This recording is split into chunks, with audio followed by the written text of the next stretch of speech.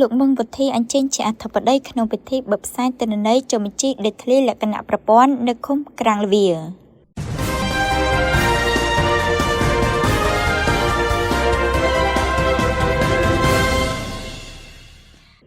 នាថ្ងៃទី27ខែកក្កដាឆ្នាំ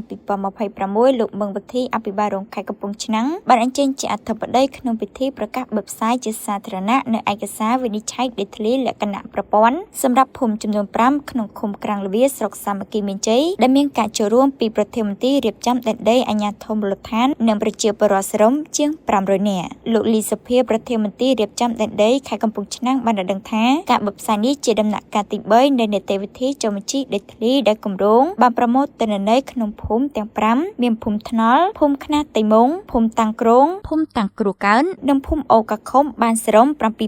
7734ក្បាលដីស្មើនឹង3490គ្រួសារការបិទផ្សាយមានរយៈពេល15ថ្ងៃចាប់ពីថ្ងៃទី27ខែកក្កដាដល់ថ្ងៃទី10ខែសីហាឆ្នាំ2026ដើម្បីឲ្យម្ចាស់ក្បាលដីមកផ្ទៀងផ្ទាត់ទិន្នន័យឬប្តឹងតវ៉ាកែតម្រូវចំពោះកំហុសឆ្គងផ្សេងៗដែលត្រូវភ្ជាប់មកជាមួយនៅបង្កាន់ដៃសម្គាល់ក្បាលដីអត្តសញ្ញាណប័ណ្ណសម្បត្តិកំណើតសម្បត្តិអាពាហ៍ពិពាហ៍និងសិភៅគ្រួសារលោកមឹងវុធីអភិបាលរងខេត្តបានគូបញ្ជាក់ពីការយកចិត្តទុកដាក់របស់សម្ដេចមហាបវរធិបតីហ៊ុនម៉ាណែតនាយករដ្ឋមន្ត្រីក្នុងការពន្លឿនការចុះបញ្ជីដេតធ្លីនិងចេញបានកម្មសិទ្ធិស្របច្បាប់ជូនប្រជាពលរដ្ឋដើម្បីលើកកម្ពស់ជីវភាពនិងពង្រឹងស្ថិរភាពសង្គមលោកអភិបាលរងខេត្តក៏បានអំពាវនាវឲ្យប្រជាពលរដ្ឋដែលមានដីក្នុងតំបន់ខាងលើមកចូលរួមពិនិត្យផ្ទៀងផ្ទាត់ទិន្នន័យឲ្យបានគ្រប់គ្នាជៀសវាងបញ្ហានៅពេលចេញប្លង់រឹង